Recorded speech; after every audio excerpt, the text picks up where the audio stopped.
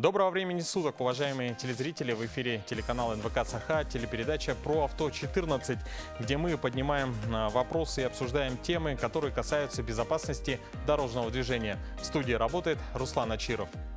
В течение следующих 25 минут вас ждет много интересной и полезной информации. Итак, в сегодняшнем выпуске. Статистика происшествий. Что случилось на дорогах республики за последнюю неделю?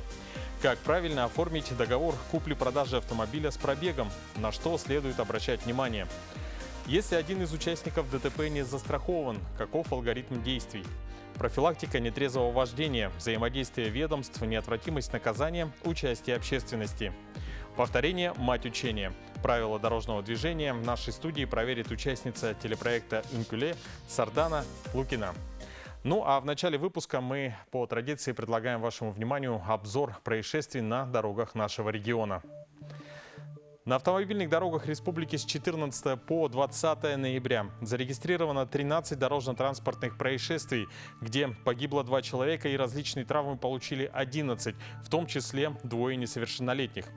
Так, 17 ноября на 25-м километре автодороги НАМ женщина, управляя автомобилем Suzuki SX4 и следуя в сторону Якутска, совершила наезд на 46-летнего мужчину.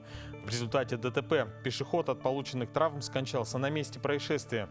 Авария произошла в темное время суток. Световозвращающие элементы на одежде погибшего отсутствовали. Автомобилистка, стаж вождения которой составляет 3 года, за текущий год 7 раз привлекалась к административной ответственности за превышение установленной скорости движения. Освидетельствование не выявило у нее факта употребления алкогольных напитков. С ее слов, пешеход находился на проезжей части.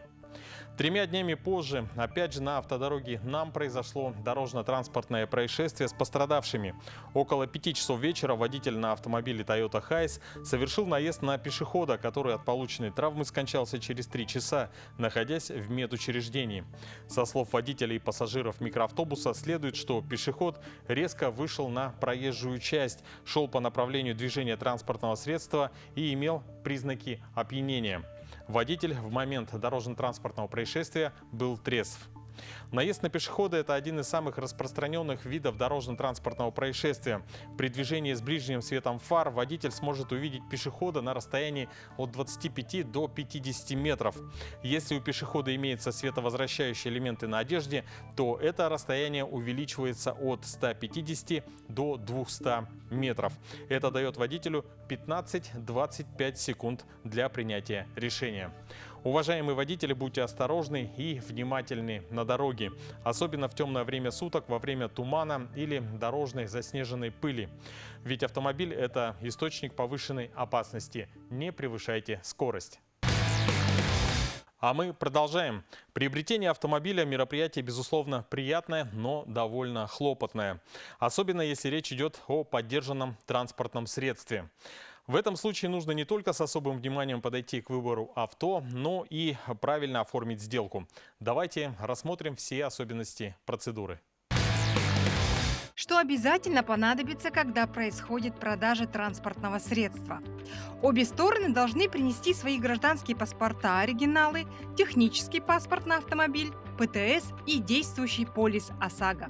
Обязательная процедура проверки чистоты автомобиля, то есть существуют ресурсы, на которых можно посмотреть, находится ли автомобиль под залогом, либо в угоне, либо имеются ли штрафы на владельца данного транспортного средства. То есть это можно проверить через сайт ГИБДД. На сайте судебных приставов можно увидеть, находится ли автомобиль под запретом на регистрационные действия в связи с долгами владельца транспортного средства. А на сайте «Залоговое имущество» узнать, в залоге ли автомобиль у банка.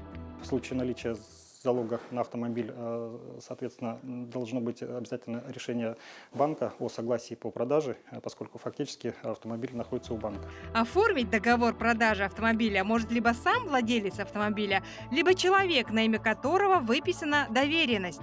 Он должен обратиться в ГИБДД, показать свой паспорт, паспорт транспортного средства, а также СТС.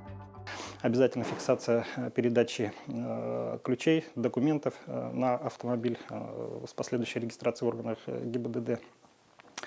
Договор составляется в 3 экземплярах. Один остается у продавца, 2 у покупателя, один из которых предъявляется потом при постановке транспортного средства на учет в органах ГИБДД. Договор подтверждается полисом ОСАГО. Он выдается в бумажном или электронном виде. Полис относится к документам, которые водителю необходимо всегда иметь при себе. При этом требований к наличию у продавца страховки на продаваемый автомобиль нет. Если страховка закончилась, то новый владелец после покупки оформляет полис автострахования. Если же она есть, продавец обращается к своему страховщику либо о досрочном расторжении договора, в этом случае бывшему владельцу возвращается часть уплаченных средств за неиспользованное время, полис становится недействительным, либо о смене застрахованного лица. На его основании в полис, выдаваемый новому владельцу, вносятся соответствующие изменения или выдается новый документ. У страховщика остается переоформленная страховка с копией полиса. Значит, при продаже авто с пробегом по генеральной доверенности, такие существуют, да, здесь тоже надо обратить внимание особое, поскольку автомобиль принадлежит не непосредственно продавцу, а другому лицу, который в последующем может потребовать возврата автомобиля, либо денежных средств за данный автомобиль. Поэтому в данном случае тоже необходимо составлять четко договор. Подписи должны поставить обе стороны на всех бланках договора. Продавец ставит свою роспись, когда подтверждает, что передал права на авто и получил деньги, а покупатель, что передал деньги и стал законным собственником транспортного средства. Если хотя бы один бланк не имеет подписи, суд вполне может признать недействительность сделки. ОСАГО – это обязательный вид страхования ответственности перед другими водителями. Но, к сожалению, есть и те, кто его не оформляет. Как же быть, если вы попали в ДТП с участием водителя без полиса ОСАГО? Наша постоянная рубрика «Полезная за минуту» вкратце объяснит вам алгоритм действий.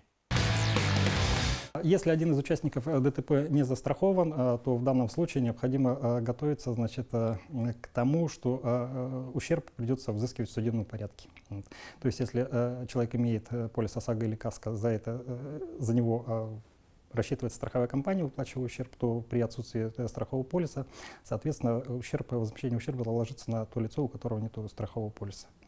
Во-первых, это само по себе административное правонарушение, и штраф будет выписан. Помимо этого, возмещение будет именно лично лицом, который совершил ДТП, и не имеет полис автоответственности. Да? Возможно договориться, как говорит, попробовать договориться предварительно в добровольном порядке на возмещение, если нет возражений у участников по размеру ущерба и так далее, можно составить соглашение по возмещению ущерба. Если же договоренность не достигнута, то необходимо готовиться уже к судебному разбирательству. То есть проводить независимую автооценку ущерба, готовить иск, подавать в суд, и взыскивать в принудительном порядке. Для этого обязательно надо зафиксировать на месте ДТП это паспортные данные участников ДТП, где зафиксировано место проживания, потому что иски подаются по месту проживания ответчика. Ну и собирать, опять же, все то же самое, данные с видеорегистраторов, свидетельские показания, запись на диктофон, запись на видео и так далее. Если же отсутствует полис у лица, которое не пострадало, и бывают и такие случаи, то в данном случае он в любом случае имеет право на возмещение ущерба от страховой компании. Вот. Но опять же будет привлечен к административной ответственности за отсутствие полиса страхования. К сожалению, праздничные и выходные дни нередко сопровождаются распитием спиртных напитков, в связи с чем увеличивается количество не только дорожно-транспортных происшествий по вине нетрезвых водителей, но и выявление полицейскими на дорогах любителей пьяной езды. Об акции «Нетрезвый водитель» сегодня нам расскажет инспектор отделения исполнения административного законодательства Джулустан Сымараков. Джулустан, здравствуйте. Здравствуйте. Сколько дорожно-транспортных происшествий за 2022 год произошло с участием водителей с признаками алкогольного опьянения? В Республике Саха-Якутия с участием нетрезвых водителей зарегистрировано на текущий год 98 дорожно-транспортных происшествий, при котором погибли 24 граждан и 132 граждан получили различные степени тяжести последствий травм. А сколько водителей привлечено к ответственности за управление транспортным средством в состоянии алкогольного опьянения?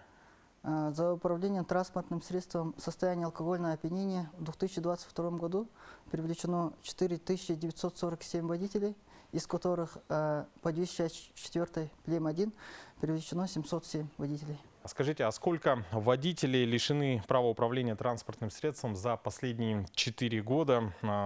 Вот, те водители, которые управляли автомобилями в состоянии алкогольного опьянения? В период с 2019 года по настоящее время за управление транспортным средством в состоянии опьянения лишены более 13 тысяч граждан, из которых 2000 граждан по сегодняшний день не исполнили постановление суда. То есть по данным категории граждан срок исчисления лишения водительского удостоверения прерван. То есть им необходимо сдать водительское удостоверение в подразделение ГИБДД, либо обратиться с письменным заявлением об утере водительского удостоверения. В связи с этим в подразделениях ГИБДД внедряется техническое устройство «Ураган», которое непосредственно на маршрутах патрулирования выявляет таких водителей для последующего изъятия водительского удостоверения и выявления лишенным права управления транспортным средством. Ну, наверное, напомним нашим телезрителям, что система «Ураган» она позволяет в режиме реального времени на 360 градусов определять все автомобили, да, занесенные в базу, и в случае необходимости как бы сообщает инспекторам, что по дороге двигается нарушитель. Да, совершенно верно. Скажите, а какие изменения были внесены в Кодекс административных правонарушений и в Уголовный кодекс Российской Федерации?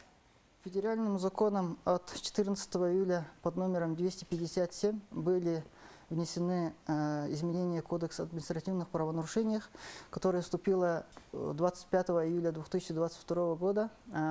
То есть в Кодекс административных правонарушений появилась новая статья 12.7, часть 4. Это управление транспортным средством, лишенным права управления, где санкция уже предусматривает от 50 тысяч до 100 тысяч, либо обязательными работами на срок от 150 часов до 200 часов. Ну, а можете поподробнее рассказать, как проходит акция «Нетрезвый водитель»? Подразделениями ГИБДД период до 25 декабря работает в усиленном варианте несения службы. Каждые выходные количество нарядов увеличивается. За счет этого выявляемость лиц в состоянии алкогольного опьянения, управляющих транспортным средством, намного больше получается. Законом по Уголовному кодексу Российской Федерации дополняется статья 264 плем 3, устанавливающая ответственность за управление транспортным средством лицом, лишенным права управления транспортными средствами и подвергнутым административному наказанию или имеющим судимость за деяния, связанные с управлением транспортным средством при отсутствии соответствующих прав.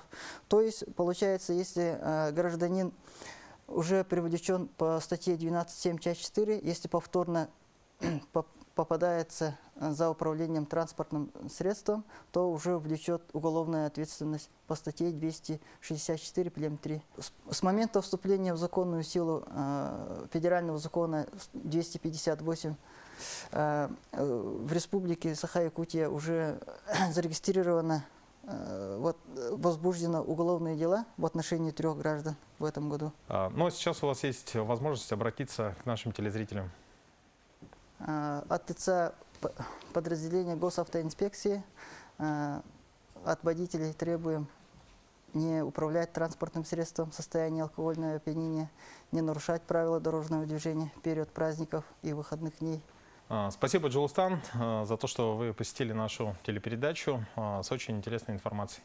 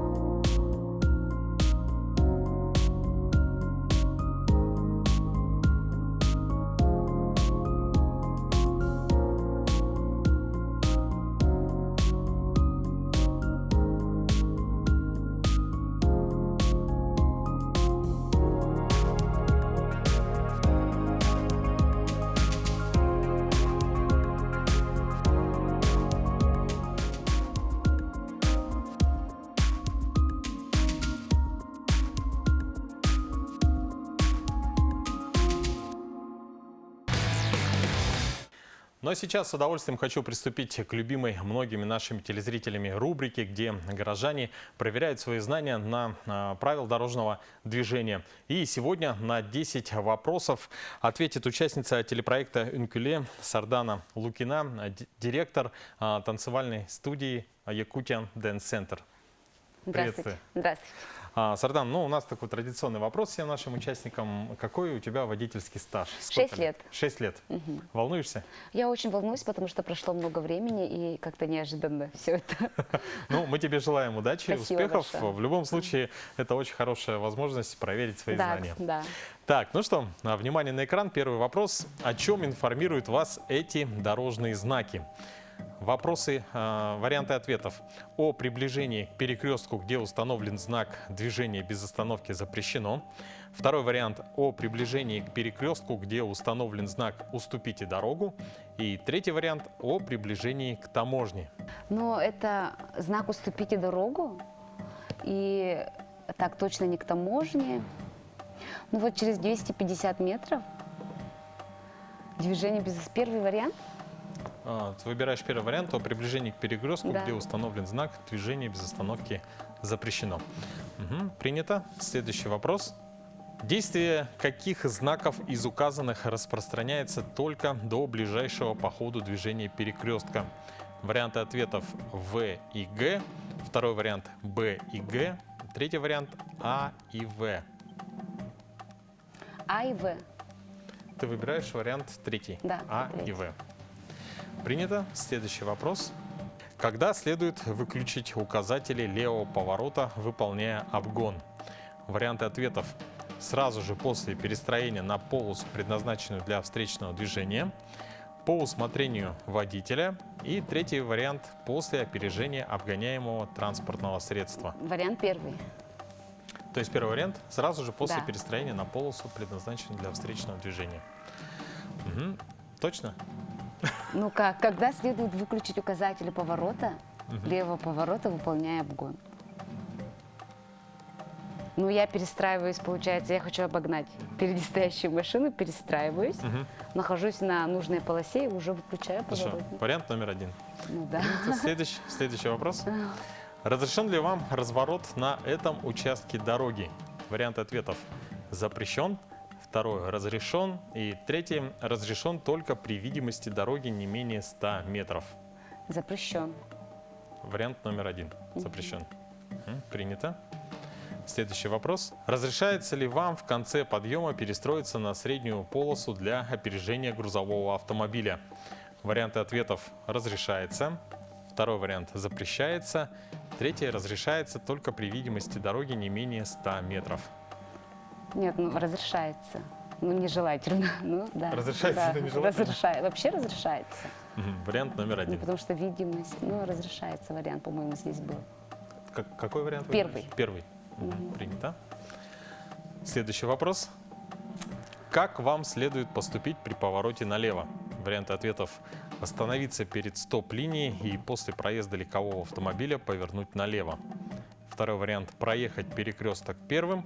И третий. Выехать за стоп-линию и остановиться на перекрестке, чтобы уступить дорогу встречному автомобилю. Третий вариант. Ты выбираешь третий вариант. Выехать за стоп-линию и остановиться на перекрестке. Принято. Следующий вопрос. Вы намерены продолжить движение прямо. Кому вы обязаны уступить дорогу? Варианты ответов. Мотоциклу и легковому автомобилю. Только мотоциклу, никому. Ну, получается, здесь главная дорога, она вот там, где мотоциклы, это наша главная дорога. Так, ну я не уступаю точно легкому автомобилю, Легковому. да, легковому автомобилю. И так, а мне куда надо поехать вперед? Вы намерены Вы продолжить намерены движение? продолжить Прямо. движение прямо. Кому вы Кому вы обязаны? обязаны уступить дорогу? Помеха справа. Вообще никому? Потому что помеха справа, да? Да, То есть никому. никому. Вариант третий. Да, третий. Принято. Следующий вопрос. Господи, как сложно. На каком рисунке изображен автомобиль, водитель которого не нарушает правил перевозки грузов? Варианты ответов только на А, только на Б и на обоих. Кто не нарушает? Да, Ну, по-моему, они оба не нарушают, потому что там сколько? Метр два и знак. То, что Да, на обоих. Третий вариант. Вариант номер 3. Да. Хорошо, принято. Следующий вопрос. Двигаться по глубокому снегу на грунтовой дороге следует. Варианты ответов. Изменяя скорость движения и передачу в зависимости от состояния дороги. На заранее выбранной повышенной передаче без резких поворотов и остановок. На заранее выбранной пониженной передаче без резких поворотов и остановок. Как часто Ну, ты двигаешься по ну, глубокому снегу? Нет, не как ты. Так, ну это же это. Для тех, кто на этом же ездит, не на автомате. На механике? Да, это же на механике, я на механике не езжу. Ну, Но я давай помню, что попробуем. был такой вопрос, это было 6 лет назад, ну давай логически подумаем. Двигаться по глубокому, изменяя скорость. Нельзя, наверное, скорость изменять. Либо 2, либо 3. Надо выбрать один. Без Вот резких. есть повышенная и есть пониженная передача. Ага. Повышенная это какая? Повышенная — это стандартная для движения по асфальту, а пониженная — это для движения по бездорожью. Ну, значит, третий вариант. Вариант третий выбираем. Хорошо. И последний вопрос. Соответствует ли действие водителя правилам, если он движется посередине дороги? Варианты ответов не соответствуют. Второй вариант соответствует. И третий соответствует, если отсутствуют встречные транспортные Это средства. вариант третий. Вариант. А, нет, подожди. Да нет, не соответствует. Справа же надо ехать. Не соответствует. Да, Вариант не номер 1. соответствует. Хорошо, принято. Это был последний, 10-й вопрос. И сейчас твои результаты проверит преподаватель автошколы «Фаворит» Наталья Ленских. Здравствуйте, уважаемые телезрители. Здравствуйте, Сардана. Здравствуйте. Сардана ответили на 10 вопросов. И первый вопрос был: о чем информируют вас эти дорожные знаки? Эти дорожные знаки действительно информируют вас о том, что вы приближаетесь к месту, где будет установлен знак «Движение без остановки запрещено». Вы ответили правильно. Действие каких знаков из указанных распространяется только до ближайшего по ходу движения перекрестка? К сожалению, здесь вы ошиблись. До ближайшего по ходу движения перекрестка действуют обыкновенные запрещающие знаки, которые имеют круглую форму. То есть знаки Б и Г. А вот знаки «Зона» действуют до знака «Отмена». Когда следует выключать указатели левого поворота, выполняя обгон? И действительно, указатели поворота мы включаем для перестроения на полосу встречного движения. Вы рассуждали абсолютно верно. Первый ответ правильный. Разрешен ли вам разворот на этом участке дороги? И здесь вы ошиблись. Разворот в данной ситуации будет разрешен только при видимости дороги не менее 100 метров. То есть, если видимость позволяет, то развернуться можно. Третий ответ правильный. Разрешается ли вам в конце подъема перестроиться на среднюю полосу для опережения грузового автомобиля? Несмотря на то, что вы ответили правильно, разрешается. Я услышала очень много сомнений у вас. В данной ситуации у вас есть 2 полосы попутного направления. Да-да-да. Это не обгон, это опережение. Опережение нам не запрещают. Ну, я ответила правильно. Как вам следует поступить при повороте налево? И здесь вы также ответили правильно: выехать в заступление и остановиться на перекрестке, чтобы уступить дорогу встречному автомобилю. Вы намерены продолжить движение прямо. Кому вы обязаны уступить дорогу? Ваши рассуждения были верны, действительно, никому. На каком рисунке изображен автомобиль, водитель которого не нарушает правила перевозки грузов? Действительно, на обоих рисунках водители не нарушают правила перевозки грузов. Двигаться по глубокому снегу на грунтовой дороге следует. Конечно, на заранее выбранной пониженной передаче вы дали правильный ответ. Но я бы хотела вам все-таки сказать, что на автомобиле с коробкой автомат тоже есть пониженная передача. Это последний? А, нет, еще. Соответствует ли действие водителя правилам, если он движется посередине дороги? У нас в Российской Федерации установлено правостороннее движение транспортных средств, поэтому в любом случае мы должны держаться правой стороны. Вы ответили правильно. В данной ситуации не соответствует. Сардана, вы ответили на 10 вопросов, на 8 ответили правильно. Допустили 2 ошибки. Ну да. Всем рекомендую всегда повторять правила дорожного движения. Все-таки вы являетесь участниками дорожного движения и должны быть безопасны для окружающих. Вот и подошла к концу наша телепередача. Уважаемые телезрители, будьте бдительны, соблюдайте правила дорожного движения и до новых встреч в эфире.